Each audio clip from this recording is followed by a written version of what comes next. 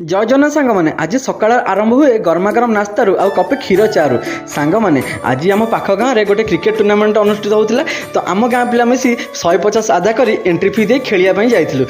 आपण मैंने जी भाई मैंने गाँव में रोथे से टिके खुशी अनुभव तो निहाती करेंगे सांग मैंने आम समस्ते मिसी आम बैटिंग पड़ता बोली प्रेयर कलु मु गोटे छक्का मारी आउट हो जाते आम गाँ पिला मैच टी आम जीति जाइलु आज सन्धार आम बणुआ नाना घरे हरिवंशर बढ़ुला से भोजी भातर भी आयोजन थिला आ संध्या समय शीतुआ संध्यारे यही सब जो भोजी भात हुए खायापी बहुत आनंद भी लगे सांग मैंने हुए तो भात डालमा और खट्टा खीरी होता कि तार अपूर्व आनंद आम समस्त खुशी कर देता कारण सांग मैंने सब मिसी गोटे जगार गुली खटी करूँ आउे मिसी खावाई गलु यही सब मजा केवल गाँ पिला ही बुझीपारती आ जो भाई मैंने गाँव में रुहति से ही अनुभव करपारती देखो सांग मैंने